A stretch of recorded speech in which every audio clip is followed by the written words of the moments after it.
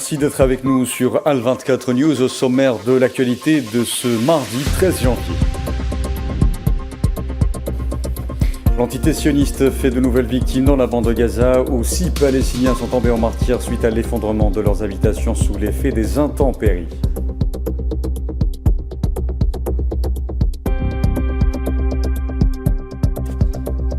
Les Iraniens manifestent leur soutien à leurs dirigeants, dénonçant les ingérences étrangères à l'heure où Donald Trump n'exclut aucune option en vue d'asphyxier l'Iran.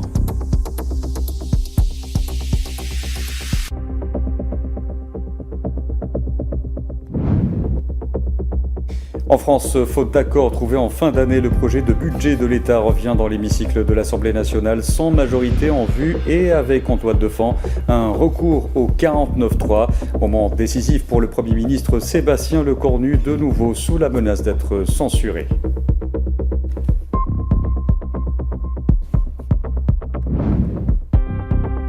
Et puis retour sur les célébrations en Algérie du Nouvel An Amazigh de 1976.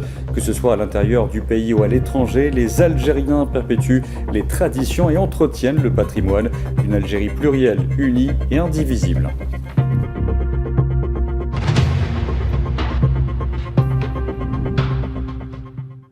Bonsoir à tous. L'agression de l'entité sioniste contre la bande de Gaza continue de faire des victimes. Selon les autorités sanitaires palestiniennes, les corps de 5 martyrs ainsi que 6 blessés ont été transférés vers les hôpitaux de Gaza au cours des dernières 24 heures. Et depuis le 7 octobre 2023, ce génocide a fait 71 424 martyrs et 171 324 blessés, en majorité des femmes et des enfants.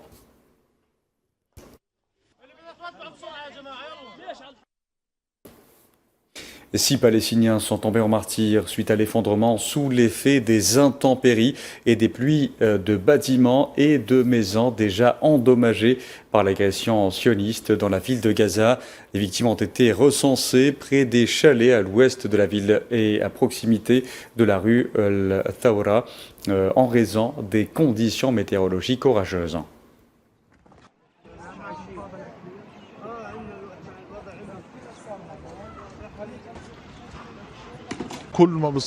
À chaque dépression météorologique, Dieu m'en est témoin, il s'effondre des murs ou des débris métalliques. Je veux dire, cette nuit, pendant la tempête, à 22h15, un mur s'est effondré. Par Dieu, nous avons passé la nuit entière à nous serrer les uns contre les autres. Je le jure, nous n'avons pas fermé l'œil et nous sommes dans une situation inimaginable. Réglez ce problème, réglez-le et passez à la deuxième étape. Je vous en prie, passez à la deuxième étape, envoyez-nous des caravanes. Nous ne pouvons plus vivre comme ça. Notre situation est désespérée. Nos vies sont dures, nous n'avons plus de maison, nous avons tout perdu.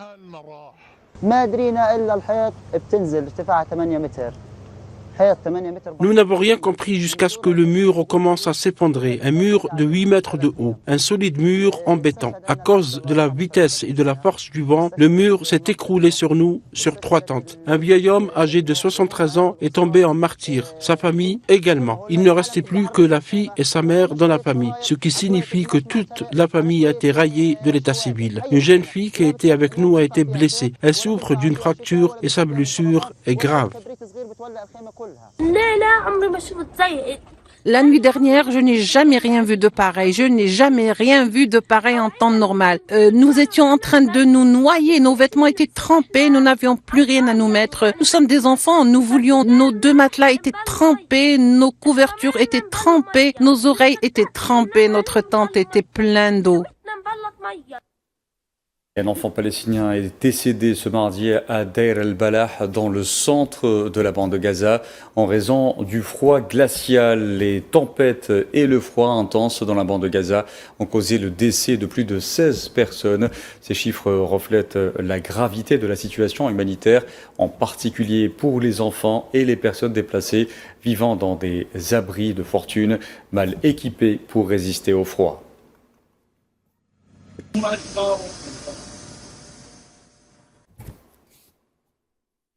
Et selon l'UNICEF, au moins 100 enfants palestiniens sont tombés en martyrs dans des attaques perpétrées par les forces de l'occupation sioniste contre la bande de Gaza depuis l'entrée en vigueur du cessez-le-feu en octobre dernier. Cela représente environ un enfant tué chaque jour.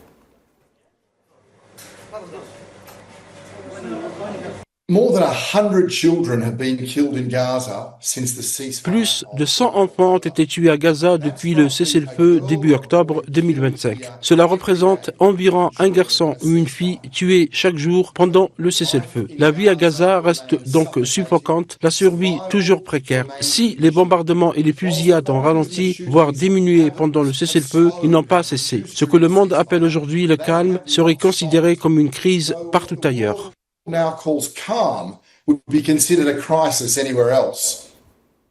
Autre chiffre, plus de 18 500 personnes ont besoin d'une évacuation médicale urgente depuis la bande de Gaza. C'est ce qu'a déclaré le directeur général de l'Organisation mondiale de la santé, Tedros Adhanom Ghebreyesus. Ce dernier a fait savoir que depuis octobre 2023, plus de 10 700 patients ont été évacués de Gaza pour des traitements spécialisés dans plus de 30 pays.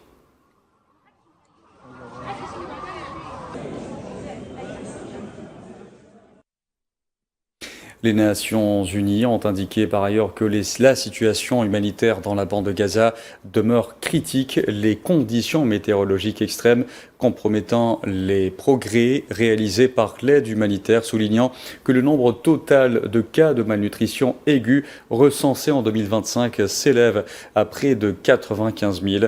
L'ONU qui a également fait savoir qu'au moins 1,1 million de personnes ont toujours besoin d'une aide urgente. Les pluies torrentielles continuant d'endommager et de détruire de nombreux abris existants.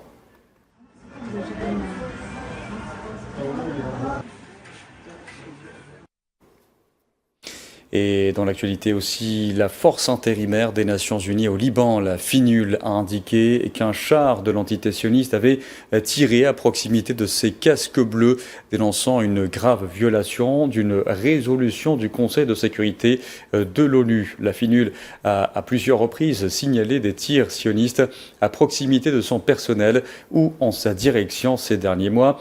Pour rappel, le 27 novembre 2024, un accord de cessez-le-feu est entré en vigueur au Liban, prévoyant le retrait des forces sionistes des villages et localités frontaliers du Sud dans un délai de 60 jours.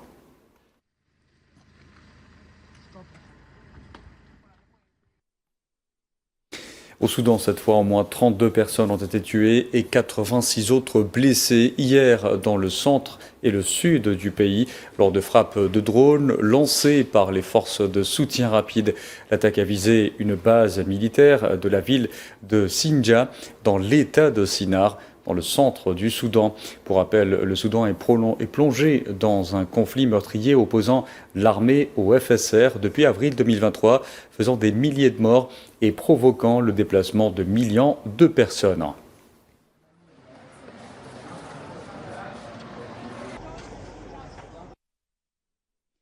Par ailleurs, les forces armées soudanaises ont annoncé ce mardi avoir infligé de lourdes pertes aux forces de soutien rapide, tuant et blessant des centaines de leurs éléments lors d'opérations menées dans les régions du Kordofan, du Darfour et du Nil Bleu.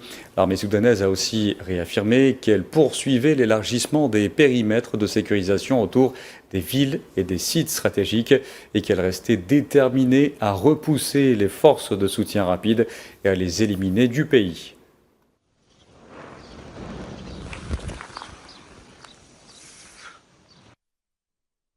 Les cours ont repris dans certaines écoles dans le nord du Nigeria ce mardi, après des mois de fermeture imposée suite à l'enlèvement de centaines d'élèves en novembre dernier. Les établissements ont repris leurs activités scolaires après que le gouvernement fédéral a annoncé dans une circulaire que le renforcement des mesures de sécurité avait contribué à offrir un environnement plus sûr pour le retour des élèves, sans toutefois dévoiler les détails de ces mesures.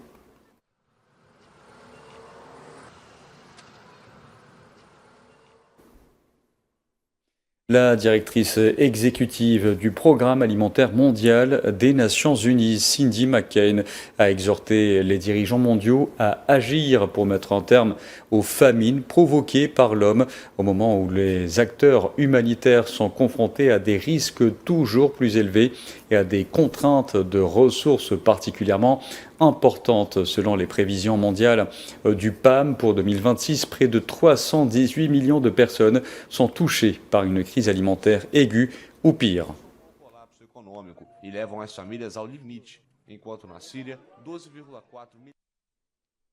Je vous en parlais en titre, bombardement, négociations diplomatiques, sanctions économiques. Donald Trump n'écarte aucune voie à l'heure de la confrontation qui oppose Washington à Téhéran, ce qui laisse la voie ouverte à toutes les spéculations. Safwan Bessabri. Attaque militaire de grande envergure, voie diplomatique, asphyxie économique, Donald Trump maintient toutes les options sur la table concernant l'Iran. Je pense que l'une des grandes qualités du président Trump est de toujours garder toutes les options ouvertes. Et les frappes aériennes ne sont qu'une des nombreuses options qui s'offrent au commandant en chef. La diplomatie est toujours la première option pour le président. Après le scénario vénézuélien, la possibilité d'une frappe américaine ne relève plus de l'inimaginable, la République islamique d'Iran étant une menace plus grande que le Venezuela aux yeux de Washington. L'administration de Donald Trump est en contact direct avec les autorités iraniennes depuis le début des manifestations en Iran. La voie diplomatique reste ouverte. Trump se dit prêt à négocier sans écarter le recours à la violence. Les ressortissants occidentaux ont été sommés de quitter l'Iran, ce qui vient conforter l'hypothèse d'une attaque militaire de la part des États-Unis. Quelques jours avant l'offensive russe en Ukraine, le même ordre avait été énoncé par les chancelleries occidentales. En outre, les sanctions économiques américaines sont montées d'un cran avec l'annonce par Trump d'une hausse de 25% de droits de douane avec tout pays commerçant avec l'Iran. La décision est définitive et prend effet immédiatement. Une pression croissante est mise sur la République islamique et ce sur plusieurs fronts. La suite du scénario dépendra également de la réaction des autorités iraniennes. L'Iran s'est dit prêt à négocier tout en étant préparé à la confrontation militaire. Des manifestations pro-gouvernementales ont eu lieu dans plusieurs villes iraniennes, dénonçant la dernière vague de protestations comme une ingérence étrangère. Des dizaines de milliers de personnes se sont rassemblées, notamment dans le centre de Téhéran, brandissant des drapeaux iraniens et scandant des slogans anti-américains et anti-israéliens.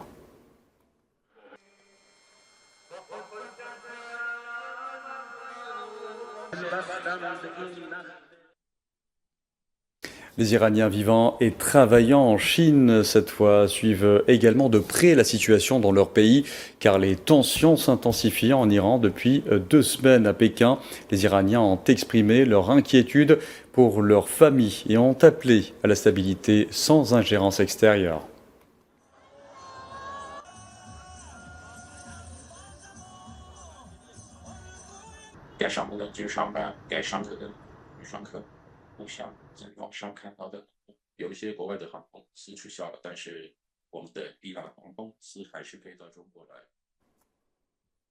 Et pour le chancelier allemand Friedrich Merz, les dirigeants iraniens vivent leurs derniers jours et dernières semaines face à des manifestations de grande ampleur. Il s'exprimait lors d'un voyage en Inde où il a remis en question la légitimité des dirigeants iraniens.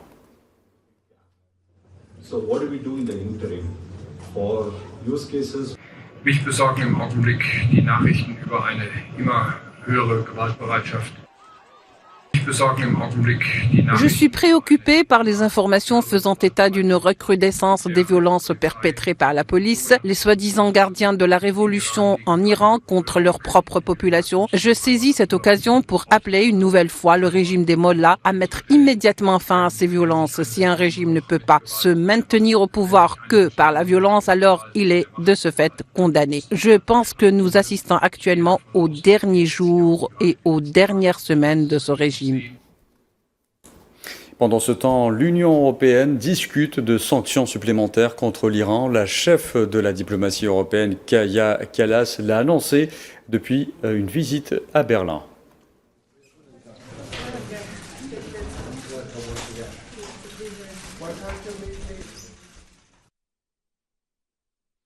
S'agissant des craintes grandissantes autour du Groenland, le secrétaire général de l'OTAN, Mark Rutte, a affirmé ce mardi qu'il s'attendait à ce que les États membres tiennent des discussions dans les semaines à venir sur les prochaines étapes concernant la sécurité dans la région arctique, dans un contexte de volonté du président américain Donald Trump de prendre le contrôle du Groenland.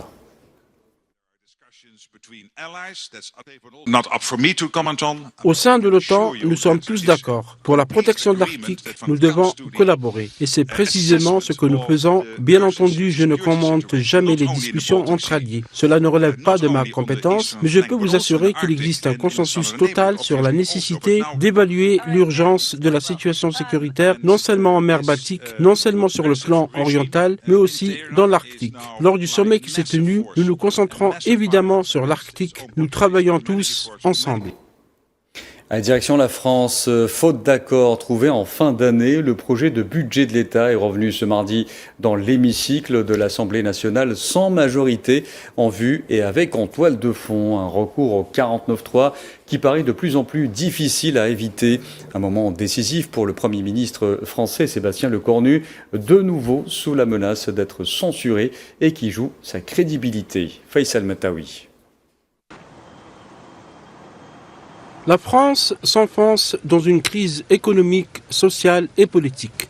Le budget de 2026 n'a toujours pas été voté par un Parlement divisé. Pour éviter la censure des parlementaires, le Premier ministre Sébastien Lecornu envisage de recourir à l'article 49.3 ou à l'ordonnance, ce qui lui permettra de faire passer le budget sans l'approbation de l'Assemblée nationale. Il s'offrira alors une bouffée d'oxygène, mais sans se prémunir des attaques des députés qui risquent de le destituer. En attendant, le gouvernement est en mode pause, faute d'affectation budgétaire, alors que le Front social est en agitation. Les agriculteurs qui manifestent dans la rue dénoncent la signature à venir du traité de libre-échange entre l'Union européenne et le Mercosur, le marché commun sud-américain. Ce traité est perçu comme une menace directe pour la survie économique des agriculteurs et des éleveurs français.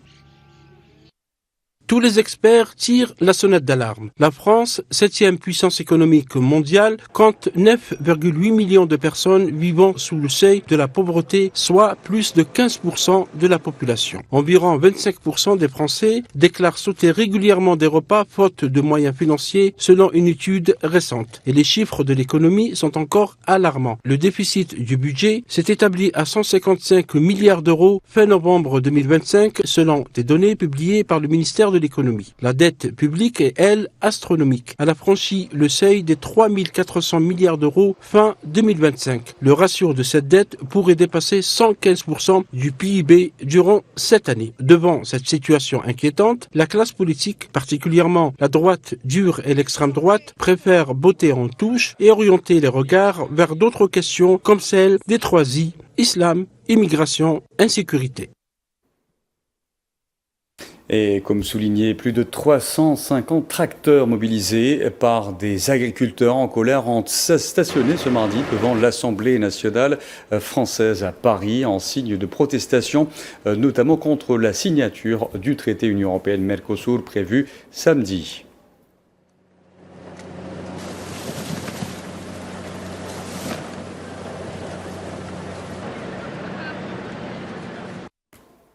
Et justice en France, lors d'une suspension de séance, Marine Le Pen est sortie de la salle de la cour d'appel du palais de justice de Paris alors que s'est ouvert ce mardi le procès en appel des assistants parlementaires européens du Front National décisif pour la présidentielle de 2027. Marine Le Pen avait été condamnée en première instance en mars 2025 à 4 ans de prison ferme, dont 2 fermes, et à 5 ans d'inéligibilité avec exécution provisoire. Je vous en parlais en titre, célébration partout en Algérie du Nouvel An Amazigh, Yennayer de 1976 à Séchar, dans la wilaya de Khenchla, à l'est du pays.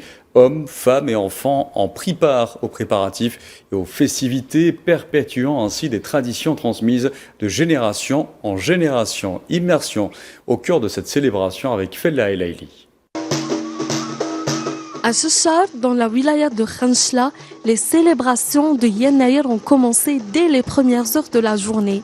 Dans les maisons, comme dans les espaces communs, les préparatifs ont rassemblé les familles autour des traditions du Nouvel An Amazigh.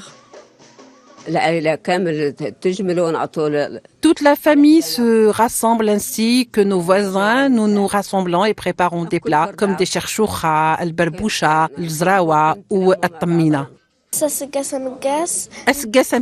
Nous préparons des plats traditionnels, cherchoucha, al-berboucha, el-keshkesha. Nous nous rassemblons tous autour de la même table, nous jouons ensemble à la derbouka avec nos voisins. Ces gestes transmis de génération en génération font de Yenayir un moment de partage, mais aussi de transmission d'un patrimoine culturel profondément enraciné dans la région des Aurès. Nous célébrons le Nouvel An Amazigh de 1976. C'est la 4e fois que nous célébrons cette fête dans ce village. Comme tous les Algériens, nous célébrons Yenayir, une fête agraire. Ici, dans nos villages, cet héritage amazigh est célébré chaque année en étant à chaque fois optimiste. Ici, Yenayir était appelé Yennar, et dans le passé, nous l'appelions Khchouch L'Am en Chaoui. C'est une fête qui rassemble tous les Algériens. Des plats sont préparés et des traditions célébrées. Nos ancêtres changeaient le décor de la maison et accrochaient des herbes fraîches devant la porte. Ils préparaient des mets comme le Shelcham et le Belkoukes. Ils priaient pour que l'année soit belle. À Chechar, Yenayir reste bien plus qu'une célébration. C'est un moment de mémoire collective où tradition, identité et convivialité se transmettent d'une génération à l'autre. La communauté algérienne à Alès, cette fois au sud de la France, s'est retrouvée autour des belles valeurs véhiculées par Yenayir. En toile de fond, la volonté de perpétuer les traditions et le patrimoine culturel, mais avant tout célébrer une appartenance pleine et entière à une Algérie plurielle, unie et indivisible. Lorsque Yenayir dépasse les frontières de l'Algérie, il devient une occasion de rassemblement pour les enfants d'une même patrie et une mémoire vivante des sacrifices des premiers migrants algériens vers l'Europe. Au rythme des chants et des youyous, les membres de la communauté algérienne de la ville d'Alès, dans le sud de la France, ont célébré l'arrivée de la nouvelle année amazigh. Ici, tout ce qui est algérien reflète la chaleur des retrouvailles entre compatriotes. Les scènes de fraternité et de liens indéfectibles se parent des couleurs de la nation algérienne, puisant leur essence dans la terre des aïeux, symbole de pluralisme et de tolérance, l'Algérie. Dans le cadre des activités de proximité engagées par le consulat d'Algérie à Montpellier, aujourd'hui, on s'est déplacé pour partager un moment particulier avec notre communauté. C'est l'avènement de la nouvelle année amazigh de 1976. Pour ces Algériens, Yenayir ne se résume pas à une simple célébration. Il constitue également un moment de rappel de l'importance de renforcer les liens de fraternité et de resserrer les rangs de la communauté algérienne en France, confrontée à de nouveaux défis sociaux et économiques dans un contexte politique interne en constante évolution. On remercie le président, bien sûr, d'avoir veillé à ce que cette célébration se fasse d'abord à Alès. On est sensible à ce que le ministre secrétaire d'État chargé de la communauté nationale à l'étranger, M. Sofiane Chaïb, ait pu faire une visioconférence et rencontrer la communauté algérienne alésienne. C'est de garder ce lien fort, lien culturel, lien affectif, lien très fort que nous gardons, que nous préservons avec l'Algérie. Et à travers ces festivités qui nous rassemblent. Tout en saluant les efforts de l'État algérien et en particulier les initiatives du président de la République Abdelmadjid Tebboune pour la prise en charge des préoccupations de la communauté nationale à l'intérieur et à l'extérieur du pays. Les Algériens de la région d'Alès ont tenu à réaffirmer la nécessité de faire front uni et commun face à ceux qui nourrissent de l'hostilité à l'égard de la mère patrie et qui guettent l'avenir de ses enfants. Et enfin, dans cette édition, la délégation de l'Union européenne à Alger a annoncé ce mardi la signature d'une nouvelle convention de soutien de l'Union européenne au réseau européen des instituts culturels. L'Union regroupe les instituts culturels des États membres de l'Union européenne. La convention signée s'inscrit dans une dynamique de coopération culturelle algéro-européenne. Elle a pour rôle de soutenir les initiatives artistiques et culturelles innovantes. des rencontres d'art africain. Donc vous avez peut-être eu l'occasion, beaucoup d'entre vous, d'être présents ici. Tout ça est déjà l'action culturelle qui va être renforcée, où il y aura encore plus de moyens pour continuer avec ça et développer d'autres projets, en plus de tout ce qui se fait déjà. Ce projet détaille beaucoup d'actions culturelles et par rapport aux échanges entre l'Algérie et l'Europe. Et un des projets les plus importants, ce seront justement les résidences artistiques parce que c'est un moyen très important pour tisser des liens, pour établir des dialogues entre les artistes européens et les artistes algériens. Et c'est aussi des moyens pour co-créer ensemble. Parce que lors d'une résidence qui dure 4 semaines, 5 semaines par exemple, les artistes européens ont la possibilité de s'imprégner des cultures algériennes, de connaître mieux la culture algérienne et de se mettre en relation, en dialogue avec les artistes algériens et créer donc des beaux projets ensemble. Voilà, on arrive à la fin de ce journal. Merci à vous de l'avoir suivi. Excellente soirée à tous.